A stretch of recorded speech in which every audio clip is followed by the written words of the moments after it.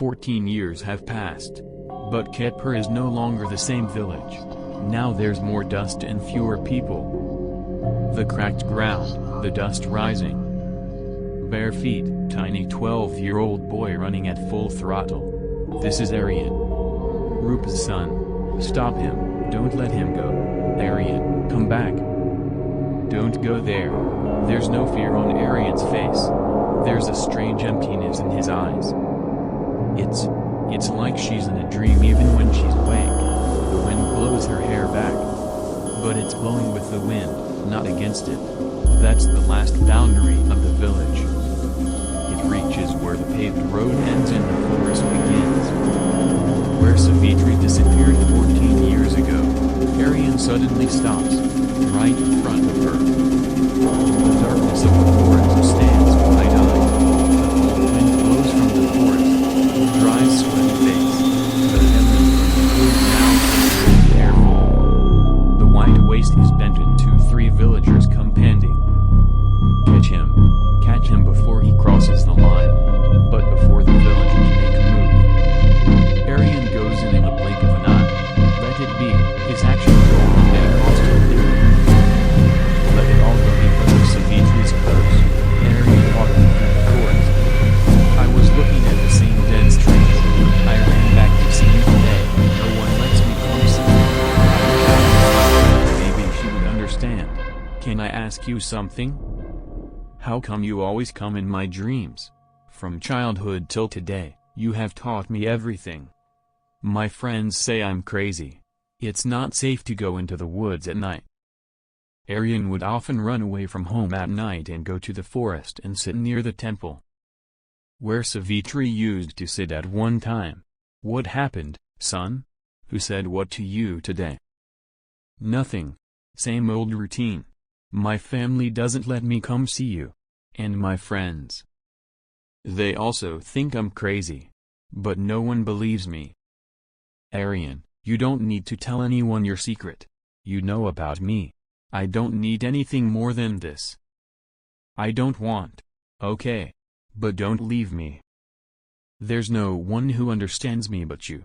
Okay. Here, eat the nectar. Here the Sarpanch was sitting alone at home and was thinking that this Savitri. It wiped out my entire family. The only one left is in that jungle.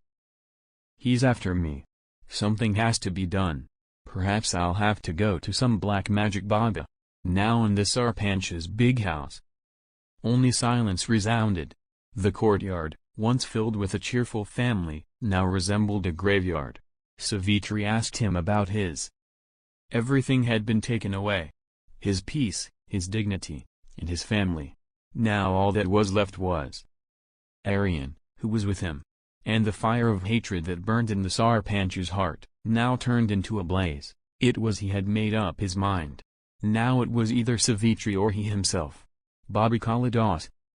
The village headman went to Baba Kalidas, who was in a dense forest far from the village, where even killing birds was prohibited.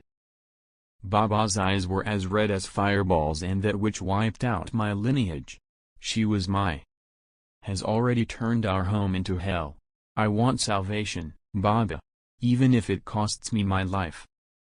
Baba Kalidas glared at the Sarpanch through the smoke and laughed terribly. I understand your problem, but there is only one solution to it. 13 Baba, tell me what you want. I'm ready to do it. I'll just erase it. I want. This won't be normal. You'll have to confront Savitri for this. And you will be able to send her back to the hell from where she came. Baba told the Sarpanch that. All the terrible methods were described which would make the soul of any stone-hearted person tremble. The Sarpanch's face was sweaty, but his eyes were filled with passion. He realized that Savitri. To finish it, he'll have to become a devil himself. I understand, Baba. Saying this, the Sarpanch. He left and returned home. Aryan, where are you, son Aryan? What happened, Grandpa? I need to talk to you about something. Come here.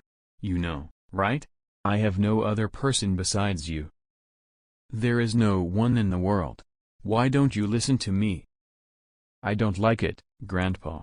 You all stopped me from going into that forest. Why do I feel like I own it, but there's someone living there who could harm you? I don't want anything to happen to you. Grandpa, there's no one there. There's just Hama who talks to me. She tells me nice things. Tells us that the Sarpanch was enraged when he heard Savitri's name. But he didn't let it show. He composed himself and said, "Take me to meet her. If she's so nice, we'll bring her home. You won't have to leave me and go to the woods again and again." Are you telling the truth? Is that possible? Yes, of course.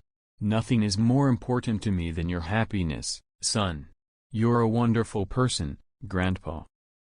18 Was the Sarpanch really pretending to be nice, or was this a ploy to teach Savitri a lesson? That night, Aryan went back to the forest to meet Savitri. Aryan was very happy to tell Savitri everything. He went to the temple and I started looking for her. "Amma, where are you? I need to tell you something." Aryan searches for her everywhere, but she's nowhere to be found. He sits down, dejected. Then suddenly, he sees her in the bushes. Some movement is seen. Aryan is startled by the sight. He stares at the bushes. It's when a hand lands on his shoulder from behind. Aryan screams. He turns back. He turns around and sees Savitri. "Amma, where have you been? I've been looking for you for so long." I needed to talk to you. And yes, someone was watching from the bushes in front. I just went to gather some fruit. But how come you're here suddenly today? "Amma, I wanted to tell you that my grandfather is here. He told me that he wants to meet you." Savitri's eyes narrowed. She was furious. But she couldn't say this in front of Aryan. She wasn't revealing it. Aryan told her everything the Sarpanch had said. There was a deep curiosity in Aryan's eyes. "Listen, Aryan. I don't think this is right. You don't know, but I already knew your grandfather." "What? How? And that's great." "No. If you know him, then you can meet him and we can go to my house." "This can never happen, Aryan. I have become a part of this forest because of your grandfather. Otherwise, my home would also be in your village." 0. It was only get that thought out of your mind. But Amma doesn't care. I've said it once. So that's it. Aryan was now disappointed. Tears welled up in his eyes. He got up and went to his small room. I left the place with a brisk walk. The Sarpanch was sitting at home, waiting for Aryan. He saw that Aryan had arrived home. But Aryan, his face downcast, was making his way to his room. Just then, Grandpa called him. "What happened, son? What did your mother say?" "He refused to meet me, Grandpa. I felt very bad." "Come here, my child. Don't be sad. I will go into the desert for you. I'll talk to Amma myself for you. Are you telling the truth, Grandpa?" "Yes, son. But I'll have to go talk to her alone. She doesn't want to meet me." "He's not sure how I'm going to talk to him. Don't worry. I'm preparing for him. I'll do it for you. I'll introduce you to Amma. You explain it to her too. Until then, the jungle.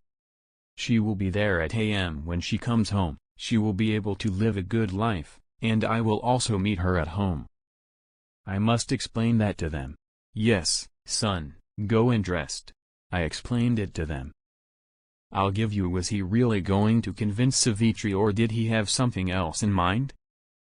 It was the day finally arrived. Aryan took his grandfather and set off on a path through the woods. They were walking through the forest.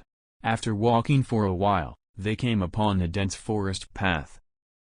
Arrived at the place was so densely packed that even daylight might never reach it.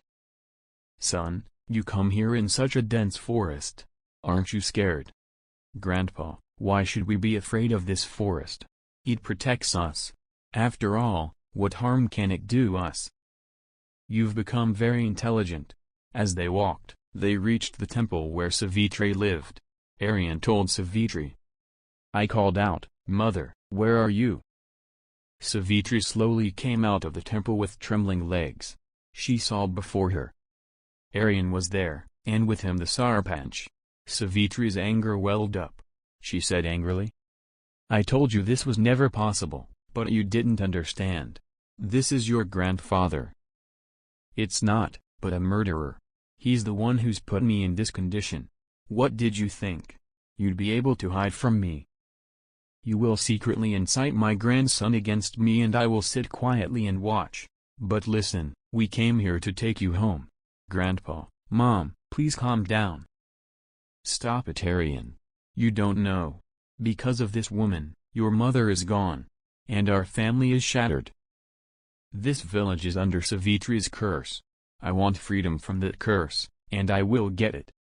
Who am I to curse anyone? I was just there to save a life. After all, how can someone's death be in my hands? Shut up. I know everything you did and didn't do. But enough is enough. I will not leave you. Saying this, the Sarpanch took out the bundle of reeds he had received from Kalidas Baba and swung it in the air with his hands. It blew. The entire forest was filled with white smoke. The wind picked up. The trees swayed violently. They began to shake. The chieftain had hidden a sword with him. He pulled it out. And with a powerful blow, he struck Savitri. A loud crack resounded. Savitri. The scream brought silence to the entire place, and the smoke slowly began to subside. His face was covered in blood. He stood exhausted, sword in hand. Right in front of him was Savitri. Her face was also covered in blood, but her eyes were filled with fear. What happened? No.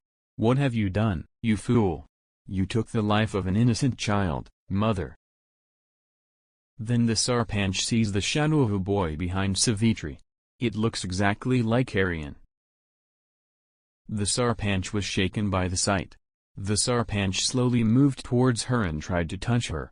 It was about to be when suddenly the boy turned and said, Grandpa, I have found peace.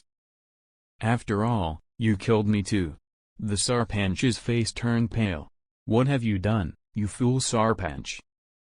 Killing an ordinary child and turning him into a wandering soul. What did you think? I did all this to kill you, Savitri, to take revenge on you. But my foolishness caused my actions. Is gone. I can't live anymore. How many more sins should I commit in this life? Forgive me, my son, if I don't correct my mistake. If I could, I wouldn't be able to make any more mistakes. No more, said the Sarpanch. He took the sword he was holding and took his own life. The next morning, the news arrived that the village head and his grandson were no more. All the villagers. It is said that this is also the work of that Savitri, and the Sarpanch's house is now known as the haunted house. Started calling out. But do you all know what happened? Similarly, when we don't look at the things around us from a different perspective, we start to get carried away by superstition. What about you? Have an opinion? Let us know in the comments. Until then. It is important to be afraid.